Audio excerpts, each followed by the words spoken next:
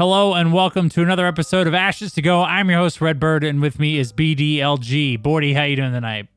I'm good, man. Ready to talk about this Ashes of Creation stuff, dude. It's going to be a good one, man. Yes, it's a lot of fun. We got a development update, of course, to talk about. Going to be exciting to think about. There's going to be lots of dragons, dude, that we are going to discuss on this episode, so I'm stoked about that. Also, we got a new backer package. We'll briefly cover that as well.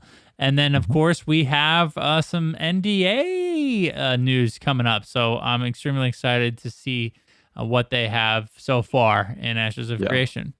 But first and foremost, Bordy, guys, if you guys haven't subbed to our YouTube channel yet, you should definitely go to check out youtube.com/Studio Loot. We put all our VODs from the podcast, as well as we have all of our Ashes of Creation related videos. And of course, we are now doing races, so we're covering all the races and sub races. So if you are interested in that series, go check that out now, as well as our website Ashes Fans. We try to keep all the recent news from Ashes of Creation over there, and of course we'll be covering the game throughout Alpha. So go check that out as well.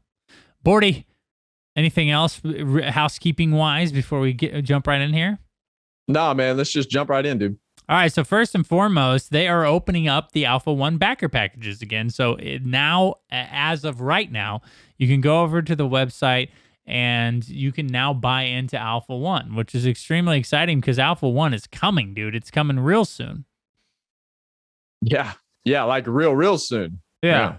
So if you're interested in playing and testing Alpha 1, and again, Steven's been very upfront about this, if you are interested in truly testing, which means a lot of frustrating crashes and bugs and incomplete content that you're going to be doing, go over there and to the Ashes of Creation website, and you can buy in right now. And that just segues right into the Brine and Bounty backer package, because if you're going to buy in right now, you are going to be buying into Brine and Bounty. Now, Brine and Bounty is, you guessed it, a nautical themed backer package, and you can obviously see all of this stuff over there at ashesofcreation.com.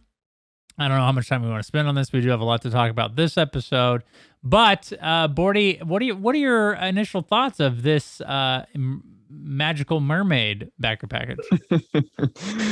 Man, it's cool, but again, not my thing. This is about 3 weeks in a row, or not 3 weeks, 3 backer packs in a row now, 3 months worth of backer packs in a row now that I just haven't really been able to get on board with. These are cool. It's a little bit too mermaidy for me. I want something dark. I want something I don't know, man. Something a little bit more masculine, maybe that's the right word to use. I don't know. These are cool. The pauldrons look cool. They're like seashells that are very unique, pretty interesting. Not really for me though, so I'm gonna hold off on this one, man.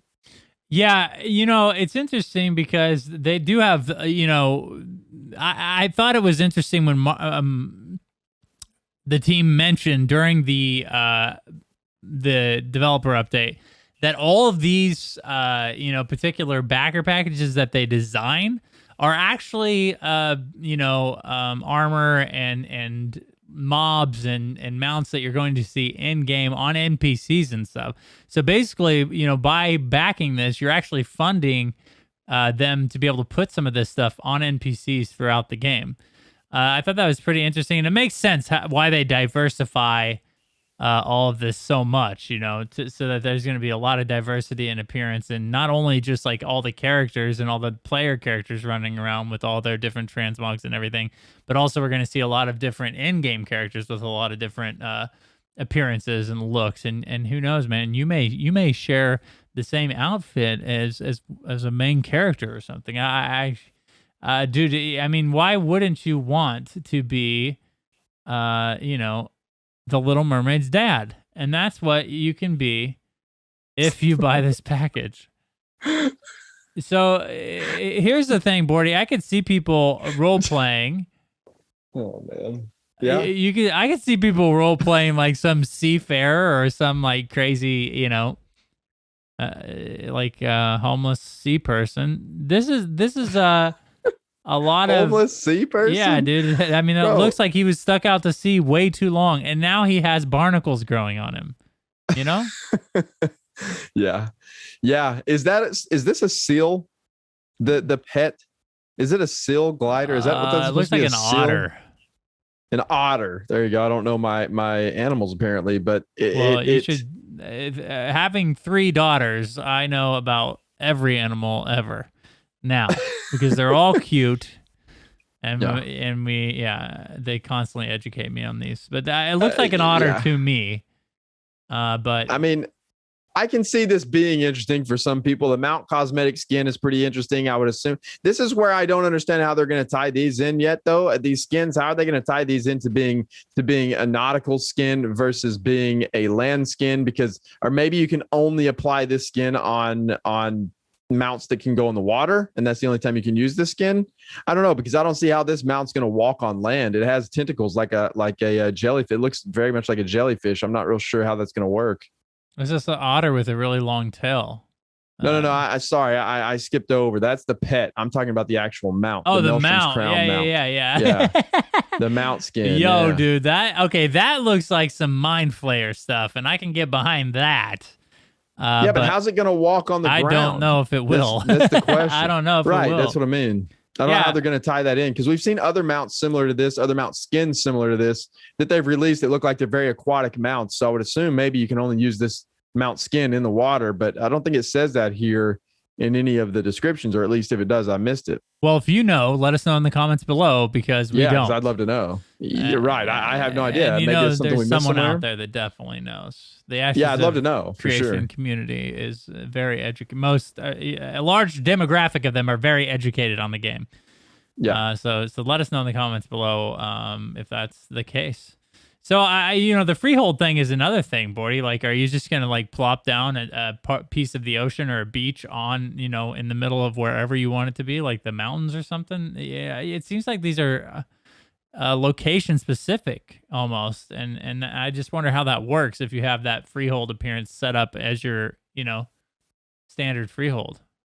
Well, I think the freehold is just a plot of land that you buy, and then you can put multiple buildings on it. So this is just going to be a piece of decoration you can have on your freehold and not the main attraction or the main building, I would assume. But yeah, you're right. It is very islandy. So it's going to be odd if you have a freehold in one of the areas and then you have just this oasis looking place there. But put it in the desert, dude. That'd be cool. Yeah, it would be cool. It does. The freehold does look cool. That's something that I wouldn't mind having on my property. It looks dope. That's probably my favorite thing out of this package. Dude, to be honest, I think this is like the way they describe it is like this is what the freehold appearance turns into. Is this luminescent pull of silver of the land's natural magic flows. Indeed, there is much power coursing through this channel as there is water. This rejuvenating basin is the perfect place for an adventure to alleviate the rigors of struggles of the world. So it seems like this is the freehold. I for some reason, that's what I've always thought anyways, I guess. Maybe so, man. We're showing our ignorance at the moment, I guess. But I don't know. I'm confused about a couple of those things. So again, if you know, let us know in the comments below. That's one of the things that I have looked at the freeholds before, but it is a little bit confusing as to how they're exactly going to function in game. But I was under the impression there's a plot of land and then you can place multiple things on that plot of land. But maybe I understand wrong. No, I think you're right in then the plot of the land. But I think for some reason I thought the plot of the land turns into this. It looks like this. Oh, so you think that the whole theme of the land will turn into turn into this? Yes, this is the theme of it now. Yeah. Well, what about the ones that are just buildings then? They're just one massive building. Yeah. The whole freehold is one building. There might be some surrounding areas that are different, but yeah, I think so. Okay, because it says you might be right. Freeholds are half an acre in size. So that's what I thought. Freeholds are half an acre in size, and then you can place stuff on them. They can be freeholds may be placed anywhere within the zone of influence of stage 3 node or higher, as long as they're not close proximity to any of the following. And it shows what you can't be put there. They have a plot that requires a certificate from the parent node in order to place the plot. The more advanced the node, the more freeholds can be built in the zone of influence. And then it says, I don't know. See, this is where I get confused because I don't know. I don't know. There's a grid-based system that freehold owners can use to place items, props, and buildings on the freehold. There it is. That's the thing that I have read before that was stuck in my mind right there. There may be a grid-based system that freehold owners can use to place items / props and buildings onto their freehold plot. So I think it's going to be multiple things that you can place into your freehold on that half-acre plot of land. I believe that's how it works. And this is just one of those things. Huh? That's just one of those things. That's how I take it. That's what I think is going to happen. Because if you look at it, some of them are very functional looking buildings. And then some of these are just these items like we see in the Brine and Bounties pack that we're looking at here. And for the audio listeners, it's just an oasis looking thing with a palm tree coming up through the middle of it. I would assume that's just going to be one of the attractions that you can place on your freehold, because it would suck that if some people buy these packages and they get this enormous building to place that's very functional, very usable, and then that's it, and that's your whole freehold, and then the other people get this. It looks really, really awesome. You can live in the clam, dude. But maybe so. Maybe there's a hidden compartment under there. Maybe maybe you do live under the sea. Yeah. Who knows? Potentially. Right? So yeah. Well, okay. Let us know. Off track there, let us know in the comments. And if you want to go check out these pictures, that will be over at ashesofcreation.com. You can go check out the Brine and Bounties package, which should be available for a month, which, dude, I really want to buy into alpha, like really bad, and I'm not going to be able to buy in until next month because I'm dedicated to find one that I want. Well, I sure hope that next month in June they drop a really good one so that you can participate in the month-long alpha, man. Dude, that's true. Hey, because if you don't buy in now, you're about to miss out on the alpha from the 14th. I am missing out if I don't buy. What the heck, dude? I know. I'm not doing it. I'm still not doing it. I can't justify spending $500 on this pack, though. I just can't do it, so I'm not going to. If I like the cosmetics, really, really cool I would do it for sure. Yeah, and they may drop another one in June that's absolutely blows your socks off, and then you just buy that one, and then you can play the whole month of June. Hey, man. Or test. I shouldn't say play. You can test the whole month of June. I'll test. Much better verbiage. I have nothing better to do other than to work on all of our many projects that we have. Yeah, we do. Yeah, we do. Like we don't have anything going on. Yeah. But I do definitely want to try that. I want to be in there, dude. I want to be one of the founders of this bad boy. So I'll be patient and wait for June. But June, I want some dead. Better be a banger, I want some undead stuff, please. Margaret, Steven, if you're listening, please, like dead stuff, undead, swampy. Not even swampy, just undead stuff. Just give me dead stuff. Please, just give me a dead mount. Skulls, glowy stuff. Yeah. A mount that's dead. Easily pleased. That's what. Yeah, exactly. Okay, so just a reminder before we get into the main topic: Alpha 1 non-NDA dates is May 14th through May 21st, and the month-long non-NDA test is from June 1st to June 30th. So just so you guys remember. So again, I mean, Bordy said it best. If you want in on that May 14th thing, you are a mermaid. You need to go buy this now if you don't already have access. If you want to do that, it's time. Otherwise, you're waiting till the month-long one in June. Yeah. Are they opening up any of the other packs? Any of the previous ones? Absolutely not. No, that's not. Yeah, I didn't think so. I didn't think so either. I was just wondering. They want to honor reopening them. Yeah, they want to honor the, the exclusivity that they promised these people. Like, you can only have these. Which I think is the correct. I think that's the correct play. Yeah, I think agree. For sure that's what they should have done. But I agree. Yeah, I agree. Yeah. All right. Yeah, I'm not mad at them for sure. Just give me a new one. That looks dope. Yeah. You know what I'm saying? Yeah. All right. So here we go, dude. The development update. Now, there was tons of cool information here, but the coolest of all, let's end with that. So the first off, they're getting back into the studio. They're getting ready. They're picking out office chairs. They're doing all this cool stuff, and they're gonna be back into the studio. So I'm very excited about that because I think it means more productivity. I think they'll enjoy work more, being able to, toss ideas and meet in person and stuff. So I'm extremely excited that they finally have a date that they're going to be able to go into their new studio. Yeah, I'm sure they are too, man. I'm sure they're itching to get in there. I would be. They've been stuck at home for so long. It's nice to be. There's something to be said about being around coworkers and having people around you and people to interact with if you like them. True, but I would imagine that Intrepid Studios has a great team. They seem like they do. Seem like they create a great working environment, and I would imagine it would be a place that you would want to go to, right? Like you're going to want to go there and enjoy work, and that's what it should be about. And it does. Working from home is sometimes not all it's cracked up to be, because you don't have that in-person interaction as much as you would. And so if you're at a place that you really, really like and enjoy, I think there's a lot more productivity, a lot more collaboration, a lot more creativity that can come from being in person and in a room talking versus having to call somebody on Zoom whenever you have an idea or whatever. It's not as spontaneous. So I don't know. I think it's an exciting step for the game. I think it'll help them. Well, I think all of these different departments are so codependent upon one another that being in person and being able to pass, ideas, like you said, is way quicker even. And more efficient. Yes, exactly. So that is great for them. Also, Bordy, they continue to push forward with hiring people, which I think is just, they're going to get to AAA size before we know it, as far as the team goes. And dude, I mean, they're getting ready to have a live client to work on too. So I can imagine why they're, hiring so many people is they're in full gear, man. They're pushing, they're trying to get this game out and ready. And I'm here for it, man. I'm excited to see what they have in the May alpha.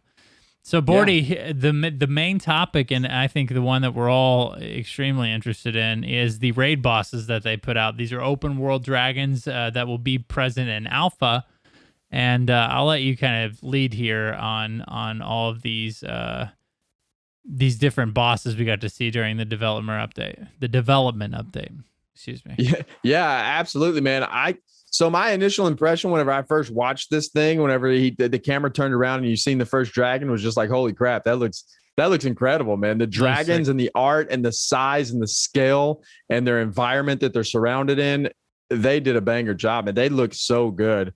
They looked really, really cool. But one thing that I thought was interesting that Steven said during this, I'm going to read this. I tried to kind of type it here as he said it, but it said, so Steven said that the raid bosses exist in the siege level. So in Alpha 1, the siege will not be what it's intended to be at launch. And I think we all knew that. But the players will be able to participate in the siege events. And as they complete the raid bosses in the area, they will get buffs that benefit their team. And while you're trying to fight the bosses, the opposing team is notified and they can come in there and interfere with the boss fight. So I'm assuming some sort of PvP situation like it would be whenever the game releases. Last person to hit the boss gets the buff for the team. So I found that pretty interesting, man. In Alpha, it seems like there's going to be some conflicts going on for these raid bosses, which I think is really, really cool. They're going to test some of those mechanics. And I think that's going to be fun, man. That for the people that's in there, I think it's going to be a great time. And I also think that it's very interesting that you're fighting over these bosses and then somebody can just ninja steal the boss, almost like in League of Legends where you try to get like last hit on Baron or last hit on Dragon, which can completely change the entire tone of the fight and turn the tide for one team or the other. So like in League of Legends, if you're not familiar or MOBA in general, so in League, you can have a big team fight over it, like the Baron buff, which gives one team or the other the buff. And whoever last hits that gets the last hit, gets the buff. And that is a huge turning point for the game sometimes. Whoever can get that buff is at a huge advantage.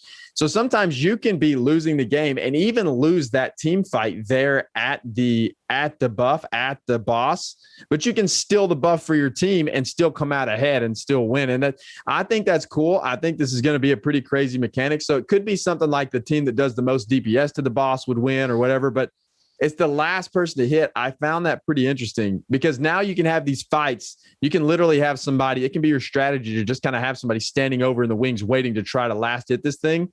I thought that was cool, man. Rogue or something. Yeah, it's going to be crazy seeing these fights take place and then seeing who's able to get the buff and maybe steal the buff from the other team. Or those are going to be fun. That's going to be interesting to see. And I'm excited to watch some of that stuff. What are your thoughts on that, dude? Do you think the raid boss should be like whatever team does the most DPS gets the buff, or do you like this whole last hit mechanic. I don't like the last hit mechanic at all.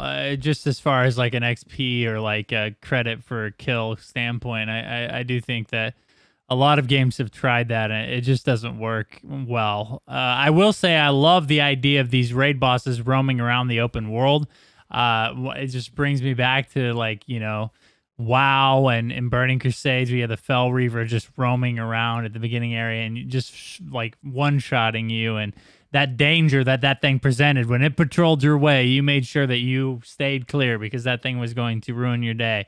And I love the idea of these dragons being in the open world, having the opportunity to, if you go into their area, they're going to chase you down and kill you.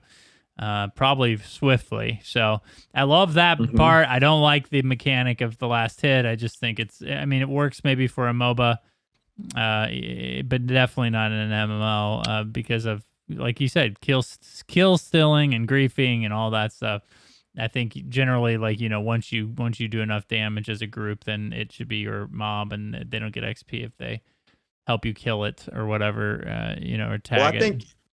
I think XP is a different story than getting a buff for your team. So the XP argument, I would be 100% on board with that. I think that if you're out killing mobs and you're doing most damage, somebody shouldn't just be able to come along and one tap that mob and get the XP for it. That sucks. That's very toxic. But in this situation right here, I like the last person to hit the boss gets the buff because it really provides for some very interesting strategies.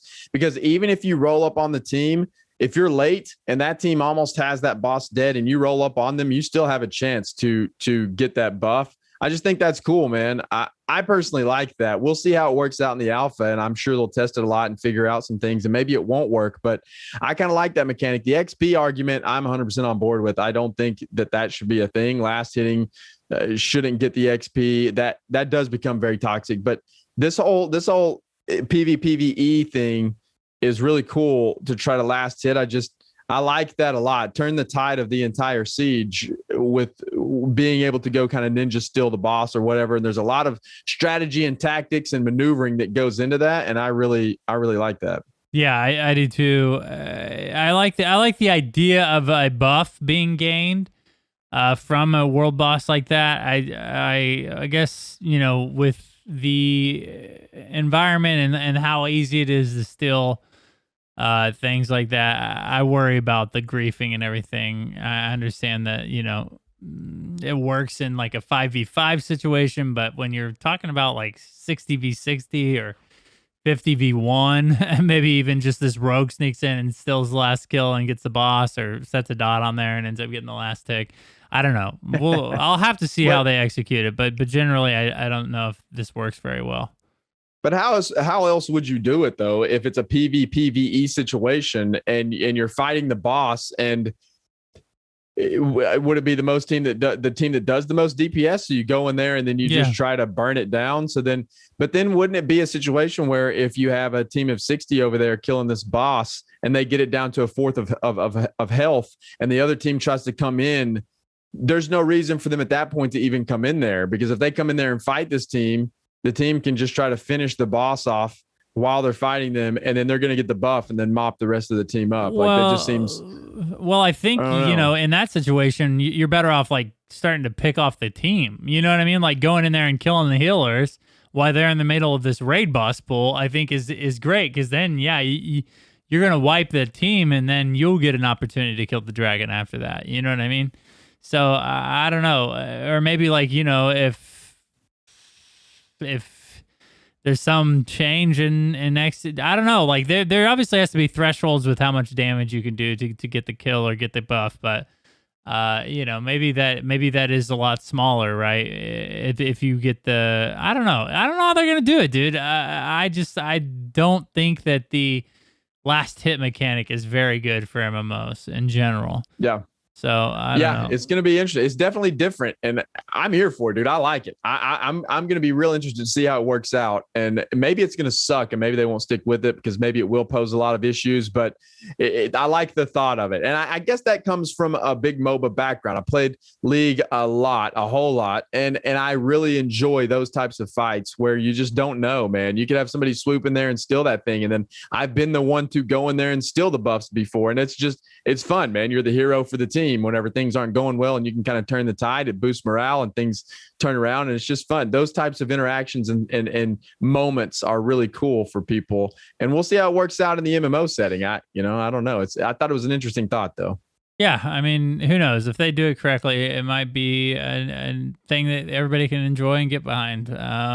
Yeah. So here we go. These are here that they showed 3 dragons here, Bordy. First and foremost, were you done with the Yeah. Okay. Yeah, we can move on. All right, perfect. So the first one is the forest dragon, which had a poison theme to it, a lot of damage over time, area of effect spells. And some pretty cool mechanics. One of the ones that I thought was, cool was the idea of him flying up and then landing back onto the ground and shooting this shockwave of poison out. Bordy, what do you think about the at least the initial mechanics of the forest dragon? I thought they were cool, man. I like them. I'm sure they'll kind of refine them and tune them up. But so far, as an early look, we got an early look at how it was maneuvering around, how it was flying around, the area denial stuff. Every one of these dragons have very different mechanics. The forest dragon is obviously centered around dot and poison damage, and I thought that was cool. It has these puddles with poison stacks that you can stand in that do a lot of damage, and just a lot of dot damage overall. I thought it was really cool, man. I enjoyed this very much. I love dragons and MMOs. The scale of the dragon looked really cool too. I thought the initial mechanics we've seen were good. I thought those fights appear to be something that's going to be a lot of fun. They're going to be challenging, and I enjoyed it very much. Yeah, the scale of the mobs definitely, I think, is pinpoint. The idea of just walking up and seeing this massive dragon in this forest or in his nest or whatever you want to call it is dope, dude. I basically the same follows with the frost and the fire dragons. Both had unique mechanics. The fire dragon was able to do a mirror image. And obviously that fire attack looks so dope. It had a Game of Thrones-esque feel to it. It looks sick, spraying that flamethrower type ability. It was dope, dude. And then the frost, obviously, with the glacier and the ability to freeze or slow your character, putting slow stacks on you, and then dropping those ice cubes, dude. I love the flavor, the uniqueness behind each of these dragons. I love the scale.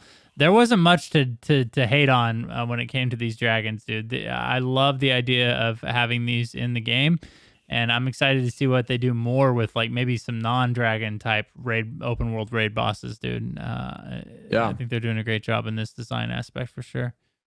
Yeah, I agree 100%, man. There wasn't a lot to complain about or to be mad about when looking at these dragons and looking at the raid bosses. They were spot on. They looked really cool. The mechanics looked cool, which is exactly what you want to see from a raid boss. Some tough mechanics, some interesting mechanics, and I think we got a glimpse of that, seeing where they're headed with them, and I was very pleased, man. I thought it was good. Yeah. Yes, sir. Yes, sir. Well, that about does it for Ashes of Creation news. If you want to know the full Dev Diary, they have it on their YouTube channel over there. Also over at ashesofcreation.com, they have the video up with some timestamps and everything. If you're just interested in looking at the video is dope, dude. We'll probably end up doing some sort of other video looking at that footage because it was just extremely cool. I can't say I don't have enough good things to say about it. It's awesome, dude. So, all right, Bordy. Well, that's been we'll tie this up in a nice little bow. It's another episode of Ashes to Go. Guys, also, thank you to our Patreons. We now, with Studio Loot and all of our many projects, have some dedicated Patreons. We're appreciative of you guys. You'll see their names in the scrolling credits at the end of the VOD. We're just very grateful for you guys. Thank you for supporting us. We really appreciate it. And all of you who listen to the podcast, who watch the VODs on YouTube, thank you guys so much for supporting us. We really appreciate it. Obviously, we love what we do, and it's cool to have people that love what we do too. So thank you. And we will see you in another episode. And that's episode 25. We gotta touch base with our